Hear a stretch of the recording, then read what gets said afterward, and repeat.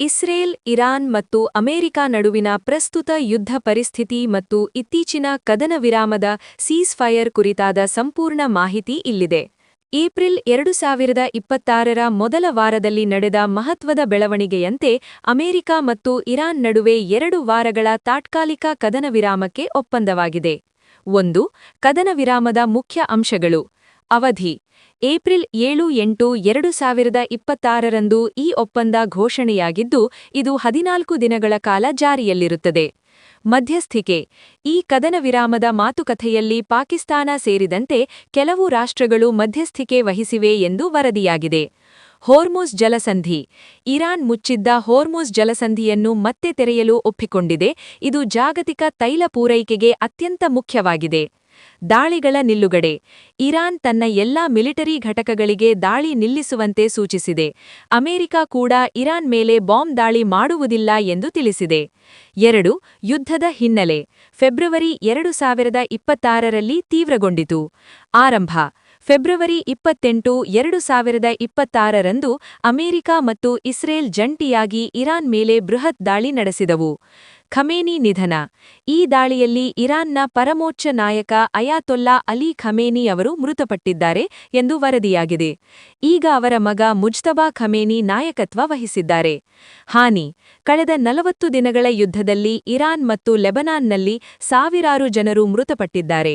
ಇಸ್ರೇಲ್ನಲ್ಲೂ ಗಣನೀಯ ಪ್ರಮಾಣದ ಸಾವು-ನೋವು ಸಂಭವಿಸಿದೆ. 3. ಪ್ರಸ್ತುತ ಪರಿಸ್ಥಿತಿ ಮತ್ತು ಸವಾಲುಗಳು ಕದನ ವಿರಾಮ ಘೋಷಣೆಯಾಗಿದ್ದರೂ ಪರಿಸ್ಥಿತಿ ಇನ್ನೂ ಉದ್ವಿಗ್ನವಾಗಿದೆ. ಇಸ್ರೇಲ್ ನಿಲುವು ಕದನ ವಿರಾಮವು ಇರಾನ್ ಜೊತೆಗಿದ್ದರೂ ಲೆಬನಾನ್ನಲ್ಲಿರುವ ಹಿಜ್ಬುಲ್ಲಾ ವಿರುದ್ಧದ ದಾಳಿಯನ್ನು ನಿಲ್ಲಿಸುವುದಿಲ್ಲ ಎಂದು ಇಸ್ರೇಲ್ ಸ್ಪಷ್ಟಪಡಿಸಿದೆ. ಇರಾನ್ ಎಚ್ಚರಿಕೆ ಇದು ಯುದ್ಧದ ಅಂತ್ಯವಲ್ಲ, ಕೇವಲ ವಿರಾಮವಷ್ಟೇ. ನಮ್ಮ ಬೆರಳು ಯಾವಾಗಲೂ ಟ್ರಿಗರ್ ಮೇಲಿರುತ್ತದೆ ಎಂದು ಇರಾನ್ ನಾಯಕರು ಹೇಳಿದ್ದಾರೆ. ಜಾಗತಿಕ ಪರಿಣಾಮ ಕದನ ವಿರಾಮದ ಸುದ್ದಿ ಹೊರಬರುತ್ತಿದ್ದಂತೆ ಜಾಗತಿಕ ಮಾರುಕಟ್ಟೆಯಲ್ಲಿ ಕಚ್ಚಾ ತೈಲ ಕ್ರೂಡ್ ಆಯಿಲ್ ಬೆಲೆ ಭಾರೀ ಕುಸಿತ ಕಂಡಿದೆ. 4. ಮುಂದೇನು ಏಪ್ರಿಲ್ 10ರಂದು ಇಸ್ಲಾಮಾಬಾದ್ನಲ್ಲಿ ಅಮೆರಿಕ ಮತ್ತು ಇರಾನ್ ನಡುವೆ ಹೆಚ್ಚಿನ ಮಾತುಕತೆಗಳು ನಡೆಯಲಿವೆ. ಇರಾನ್ ಮೇಲೆ ಹೇರಿಲಾದ ನಿರ್ಬಂಧಗಳ ತೆರವು ಮತ್ತು ಇರಾನ್ನ ಪರಮಾಣು ಕಾರ್ಯಕ್ರಮದ ಬಗ್ಗೆ ಅಂತಿಮ ತೀರ್ಮಾನವಾಗುವ ಸಾಧ್ಯತೆಯಿದೆ. ಸದ್ಯಕ್ಕೆ ಯುದ್ಧಕ್ಕೆ ತಾತ್ಕಾಲಿಕ ಬ್ರೇಕ್ ಬಿದ್ದಿದ್ದರೂ ಇಸ್ರೇಲ್ ಮತ್ತು ಲೆಬನಾನ್ ನಡುವಿನ ಸಂಘರ್ಷ ಮುಂದುವರಿಯುತ್ತಿರುವುದು ಕದನ ವಿರಾಮದ ಯಶಸ್ಸಿನ ಮೇಲೆ ಅನುಮಾನ ಮೂಡಿಸಿದೆ. ಅಮೆರಿಕ ಮತ್ತು ಇರಾನ್ ನಡುವೆ ಏಪ್ರಿಲ್ 7 ಮತ್ತು 8, 2026ರಂದು ಘೋಷಣೆಯಾದ 14 ದಿನಗಳ ತಾತ್ಕಾಲಿಕ ಕದನ ವಿರಾಮವು ಭಾರತೀಯ ಷೇರು ಮಾರುಕಟ್ಟೆಯಲ್ಲಿ ದೊಡ್ಡ ಮಟ್ಟದ ಸಂಚಲನ ಮೂಡಿಸಿದೆ. ಈ ಬೆಳವಣಿಗೆಯಿಂದ ಮಾರುಕಟ್ಟೆಯ ಮೇಲೆ ಉಂಟಾದ ಪ್ರಮುಖ ಪರಿಣಾಮಗಳು ಇಲ್ಲಿವೆ. 1.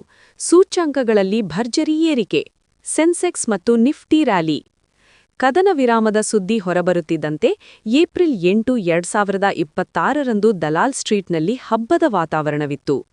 ಸೆನ್ಸೆಕ್ಸ್ ಸುಮಾರು 2946 ಪಾಯಿಂಟ್ಗಳಷ್ಟು ಭಾರೀ ಏರಿಕೆ ಕಂಡು 77,562 ಮಟ್ಟದಲ್ಲಿ ಸ್ಥಿರವಾಯಿತು. ನಿಫ್ಟಿ 50 ಸುಮಾರು 874 ಪಾಯಿಂಟ್ಗಳಷ್ಟು ಜಿಗಿದು 23,997ರ ಹತ್ತಿರ ಮುಕ್ತಾಯವಾಯಿತು. ಕೇವಲ ಒಂದೇ ದಿನದಲ್ಲಿ ಹೂಡಿಕೆದಾರರ ಸಂಪತ್ತು ಸುಮಾರು 17 ಲಕ್ಷ ಕೋಟಿ ರೂಪಾಯಿಗಳಷ್ಟು ಹೆಚ್ಚಾಗಿದೆ. 2.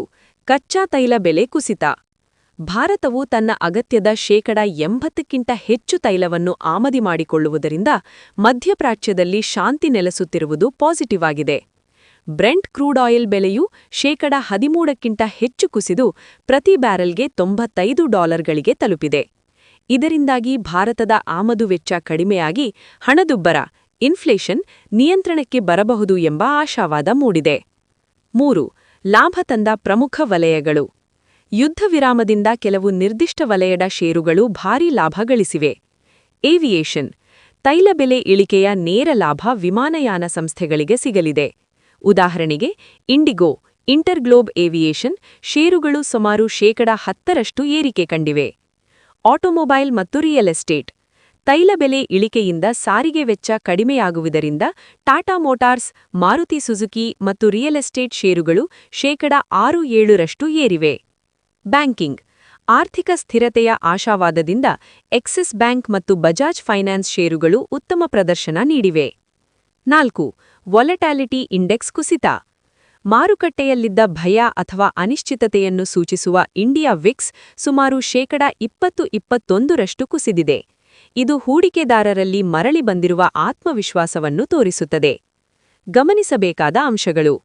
ಈ ಏರಿಕೆ ತಾತ್ಕಾಲಿಕವೇ ಎಂಬ ಆತಂಕವೂ ಇದೆ, ಏಕೆಂದರೆ ಇದು ಕೇವಲ 2 ವಾರಗಳ ವಿರಾಮವಾಗಿದೆ. ಒಂದು ವೇಳೆ ಯುದ್ಧ ಮತ್ತೆ ಆರಂಭವಾದರೆ ಮಾರುಕಟ್ಟೆ ಮತ್ತೆ ಕುಸಿಯಬಹುದು. ಇಸ್ರೇಲ್ ಇನ್ನೂ ಲೆಬನಾನ್ ಮೇಲೆ ದಾಳಿ ಮುಂದುವರಿಸಿರುವುದು ಹೂಡಿಕೆದಾರರಲ್ಲಿ ಸ್ವಲ್ಪ ಮಟ್ಟದ ಎಚ್ಚರಿಕೆಯನ್ನು ಉಳಿಸಿದೆ. ಮತ್ತು ನಿಫ್ಟಿ 24,000 ಮಟ್ಟವನ್ನು ದಾಟುವ ಮುನ್ಸೂಚನೆ ನೀಡಿದೆ. ಭಾರತೀಯ ರಿಸರ್ವ್ ಬ್ಯಾಂಕ್ (ಆರ್‌ಬಿಐ) ತನ್ನ 2026-27ನೇ ಹಣಕಾಸು ವರ್ಷದ ಮೊದಲ ಹಣಕಾಸು ನೀತಿ ಮಾನಿಟರಿ ಪಾಲಿಸಿ ವರದಿಯನ್ನು ಏಪ್ರಿಲ್ 8, 2026ರಂದು ಬಿಡುಗಡೆ ಮಾಡಿದೆ. ಆರ್‌ಬಿಐ ಗವರ್ನರ್ ಸಂಜಯ್ ಮಲ್ಹೋತ್ರಾ ನೇತೃತ್ವದ ಸಮಿತಿಯು ಕೈಗೊಂಡ ಪ್ರಮುಖ ತೀರ್ಮಾನಗಳು ಮತ್ತು ಮಾರುಕಟ್ಟೆಯ ಮೇಲಿನ ಅದರ ಪರಿಣಾಮಗಳ ವಿವರ ಇಲ್ಲಿದೆ. 1. ಪ್ರಮುಖ ದರಗಳು ಕೀ ರೇಟ್ಸ್. ಆರ್‌ಬಿಐ ಈ ಬಾರಿಯೂ ಬಡ್ಡಿ ದರಗಳಲ್ಲಿ ಯಾವುದೇ ಬದಲಾವಣೆ ಮಾಡದೆ ಸ್ಥಿರತೆಯನ್ನು ಸ್ಟೇಟಸ್ ಕ್ವೋ ಕಾಯ್ದುಕೊಂಡಿದೆ. ರೆಪೋ ದರ ರೆಪೋ ರೇಟ್ 5.25% ಬದಲಾವಣೆ ಇಲ್ಲ. ನಿಲ್ಲುವ ಠೇವಣಿ ಸೌಲಭ್ಯ ಎಸ್‌ಡಿಎಫ್ 5.00%. ಎಂಎಸ್ಎಫ್ ಮತ್ತು ಬ್ಯಾಂಕ್ ದರ 5.50%. ನೀತಿ ನಿಲುವು ಸ್ಟ್ಯಾನ್ಸ್ ತಟಸ್ಥ ನ್ಯೂಟ್ರಲ್ ಎಂದು ಘೋಷಿಸಲಾಗಿದೆ. 2. ಜಿಡಿಪಿ ಮತ್ತು ಹಣದುಬ್ಬರ ಮುನ್ಸೂಚನೆ. ಜಿಡಿಪಿ ಬೆಳವಣಿಗೆ 2026-27ನೇ ಸಾಲಿನ ಭಾರತದ ನೈಜ ಜಿಡಿಪಿ ಬೆಳವಣಿಗೆಯನ್ನು 6.9% ಎಂದು ಅಂದಾಜಿಸಲಾಗಿದೆ. ಹಣದುಬ್ಬರ ಸಿಪಿಐ ಇನ್ಫ್ಲೇಷನ್. ಪ್ರಸ್ತುತ ವರ್ಷಕ್ಕೆ ಹಣದುಬ್ಬರವು 4.6% ಇರಬಹುದೆಂದು ಅಂದಾಜಿಸಲಾಗಿದೆ. ಪಶ್ಚಿಮ ಏಷ್ಯಾದಲ್ಲಿನ ಉದ್ವಿಗ್ನತೆ ಮತ್ತು ಕಚ್ಚಾ ತೈಲ ಬೆಲೆ ಏರಿಕೆಯು ಹಣದುಬ್ಬರದ ಮೇಲೆ ಒತ್ತಡ ಹೇರಬಹುದು ಎಂದು ಆರ್‌ಬಿಐ ಎಚ್ಚರಿಸಿದೆ. 3. ಮಾರುಕಟ್ಟೆಯ ಮೇಲೆ ಆಗುವ ಪರಿಣಾಮ. ಷೇರು ಮಾರುಕಟ್ಟೆ ಸ್ಟಾಕ್ ಮಾರ್ಕೆಟ್. ಸಕಾರಾತ್ಮಕ ಪ್ರತಿಕ್ರಿಯೆ. ಬಡ್ಡಿ ದರಗಳನ್ನು ಹೆಚ್ಚಿಸದೆ ಇರುವುದು ಮತ್ತು ಅಮೆರಿಕ-ಇರಾನ್ ನಡುವಿನ ತಾತ್ಕಾಲಿಕ ಕದನ ವಿರಾಮದ ಸುದ್ದಿಯಿಂದಾಗಿ ನಿಫ್ಟಿ ಮತ್ತು ಸೆನ್ಸೆಕ್ಸ್ ಏರಿಕೆ ಕಂಡಿವೆ. ಬ್ಯಾಂಕಿಂಗ್ ವಲಯ. ದರಗಳು ಸ್ಥಿರವಾಗಿರುವುದರಿಂದ ಬ್ಯಾಂಕ್ಗಳ ನಿವ್ವಳ ಬಡ್ಡಿ ಮಾರ್ಜಿನ್ ಎನ್ಐಎಂ ಮೇಲೆ ದೊಡ್ಡ ಮಟ್ಟದ ನಕಾರಾತ್ಮಕ ಪರಿಣಾಮ ಬೀರುವುದಿಲ್ಲ. ಇದು ಬ್ಯಾಂಕ್ ನಿಫ್ಟಿಗೆ ಪೂರಕವಾಗಿದೆ. ರಿಯಲ್ ಎಸ್ಟೇಟ್ ಮತ್ತು ಆಟೋ. ಸಾಲದ ಮೇಲಿನ ಇಎಂಐ ಏರಿಕೆಯಾಗದ ಕಾರಣ ಈ ವಲಯದ ಷೇರುಗಳಿಗೆ ಇದು ಶುಭ ಸುದ್ದಿ. ಹೂಡಿಕೆದಾರರ ಮೇಲೆ ಪರಿಣಾಮ. ಸಾಲಗಾರರಿಗೆ ಗೃಹಸಾಲ ಅಥವಾ ವಾಹನ ಸಾಲದ ಬಡ್ಡಿ ದರಗಳಲ್ಲಿ ಸದ್ಯಕ್ಕೆ ಏರಿಕೆಯಾಗುವುದಿಲ್ಲ. ಇದು ಮಧ್ಯಮ ವರ್ಗದವರಿಗೆ ನೆಮ್ಮದಿಯ ವಿಷಯ. ಜಾಗತಿಕ ಅಂಶಗಳು. ಸ್ಟ್ರೇಟ್ ಆಫ್ ಹಾರ್ಮುಜ್ನಲ್ಲಿನ ಸರಬರಾಜು ವ್ಯತ್ಯಯ ಮತ್ತು ತೈಲ ಬೆಲೆ ಏರಿಕೆಯನ್ನು ಆರ್‌ಬಿಐ ಗಮನಿಸುತ್ತಿದೆ. ಈ ಜಾಗತಿಕ ಅಸ್ಥಿರತೆಯು ಮಾರುಕಟ್ಟೆಯಲ್ಲಿ ಸಾಧಾರಣ ಏರಿಳಿತಕ್ಕೆ ಕಾರಣವಾಗಬಹುದು ಎನ್ನಲಾಗಿದೆ. ಸಾರಾಂಶ. ಆರ್‌ಬಿಐ ಸದ್ಯಕ್ಕೆ ಕಾದು ನೋಡುವ ವೇಟ್ ಅಂಡ್ ವಾಚ್ ತಂತ್ರವನ್ನು ಅನುಸರಿಸುತ್ತಿದೆ. ಭಾರತದ ಆರ್ಥಿಕತೆಯ ಅಡಿಪಾಯ ಸದೃಢವಾಗಿದೆ ಎಂದು ಗವರ್ನರ್ ಭರವಸೆ ನೀಡಿದ್ದಾರೆ. ಜಾಗತಿಕ ಭೌಗೋಳಿಕ ರಾಜಕೀಯ ಪರಿಸ್ಥಿತಿಗಳು ಸುಧಾರಿಸಿದರೆ ಮಾರುಕಟ್ಟೆ ಮುಂದಿನ ದಿನಗಳಲ್ಲಿ ಮತ್ತಷ್ಟು ಪುಟಿದೇಳುವ ಸಾಧ್ಯತೆ ಇದೆ. ವಿಡಿಯೋ ಇಷ್ಟವಾದರೆ ಲೈಕ್ ಮಾಡಿ, ಶೇರ್ ಮಾಡಿ, ಸಬ್ಸ್ಕ್ರೈಬ್ ಮಾಡಿ ಫ್ರೆಂಡ್ಸ್, ಮತ್ತು ಬೆಲ್ ಬಟನ್ ಒತ್ತಿ ಫ್ರೆಂಡ್ಸ್.